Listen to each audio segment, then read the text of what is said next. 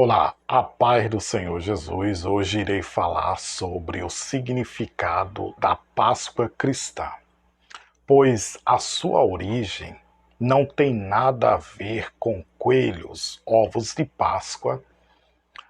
Por mais deliciosos que sejam estes elementos, foram introduzidos somente posteriormente na Páscoa cristã, que aos poucos acabou sendo grandemente influenciada por pensamentos e símbolos do paganismo. A Páscoa é recheada de símbolos representativos, assim como quase todas as celebrações religiosas. A maioria destes símbolos, no entanto, foram secretizados pela Igreja a partir de costumes e rituais pagãos ou de outras religiões. O coelho da Páscoa, por exemplo, se tornou um dos principais símbolos desta festividade em referência às comemorações realizadas pelos povos antigos durante o começo da primavera. Acreditava-se que o coelho era a representatividade da fertilidade do ressurgimento da vida desde o Antigo Egito. Então, com o passar do tempo, um evento diretamente relacionado à Páscoa cristã, isto é, a ressurreição de Cristo, foi associado com o símbolo do coelho, devido à sua conhecida capacidade de gerar novas crias. Esta nova vida gerada pelos coelhos acabou se identificando com a vida nova obtida por Cristo em sua ressurreição, segundo o paganismo. Quanto ao ovo, este também era visto como símbolo de nascimento e ressurreição. Aliás, conta-nos a lenda que Simão o Cirineu, quem ajudou Jesus a carregar a sua cruz até o Calvário, era vendedor de ovos. Estes ovos, ainda segundo a lenda, teria se tornado milagrosamente coloridos após a crucificação de Jesus. Essa ideia acreditava-se que teria dado ensejo ao surgimento dos ovos pintados e posteriormente aos ovos de chocolate, sendo estes últimos imprescindíveis para o sucesso de vendas do comércio no mundo ocidental.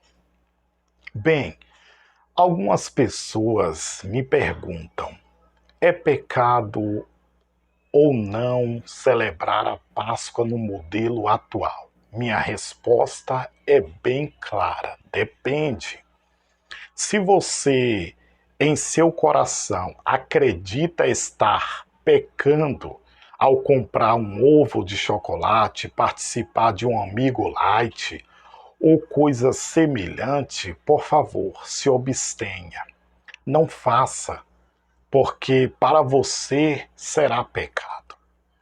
Contudo, se você não ver problema algum em participar e nem tampouco em comer o ovo de chocolate, seja livre e faça. Não há mal nenhum nisso. Minha orientação é simples.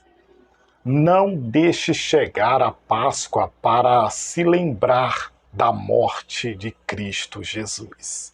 Principalmente se você tiver filhos pequenos sob sua responsabilidade. É importante que eles saibam que não foi chocolate, foi sangue, não foi ovos, foi cruz, não foi doce, foi amargo, não foi coelho, foi Jesus.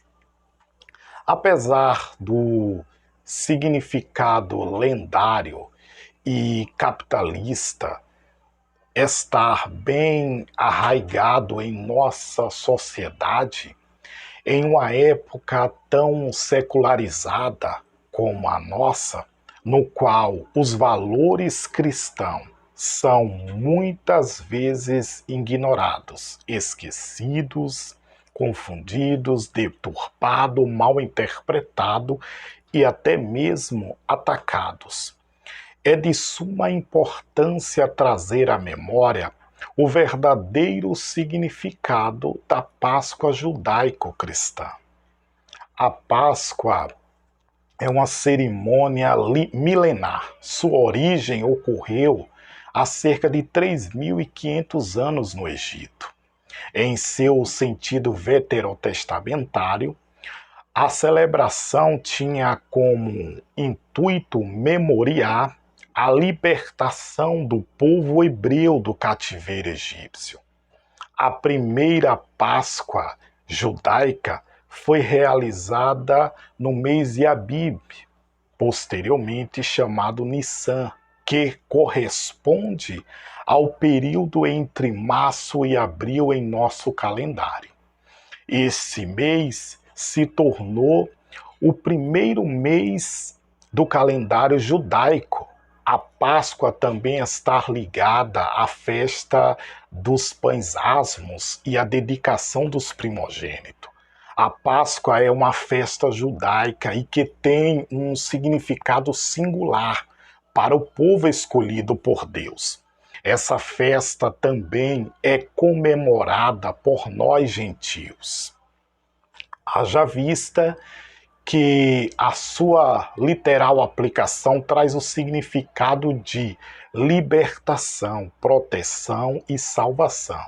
Essa festa teve origem na última das chamadas 10 pragas, a da morte dos primogênitos. Quando todos os primogênitos dos egípcios foram mortos pelo destruidor, ao mesmo tempo, o Senhor pulou as casas israelitas, livrando, protegendo e salvando o povo escolhido. Este povo passou a celebrar a Páscoa como sinônimo de libertação completa do Egito. E o que era a escravidão passou a ser libertação. Vale lembrar que toda a lei mosaica sempre apontou para a figura de Cristo. A celebração da Páscoa tornou-se uma das mais evidentes. A relação está entre o cordeiro que deveria ser sacrificado por cada família para referenciar a libertação do jugo egípcio. Cristo, nosso Cordeiro Pascual, que foi morto para libertar o homem do jugo do pecado, Cristo foi levado, preso e condenado à morte. Esse processo se deu justamente no período da Páscoa. Coincidência? De modo algum. Ele era o verdadeiro Cordeiro de Deus, representado durante anos, durante séculos, pelos animais imolados nessa festividade. A Páscoa na época de Jesus trazem nos evangelhos várias passagens que relata a celebração da Páscoa durante a vida de Jesus. Nosso Senhor era levado por seus pais a Jerusalém todos os anos para a festa da Páscoa. Por ocasião da Páscoa, acredita-se que entre 60 até 180 mil judeus compareciam a Jerusalém. Obviamente, a maioria deles eram formados por judeus da diáspora, ou seja, judeus que viviam fora da Palestina.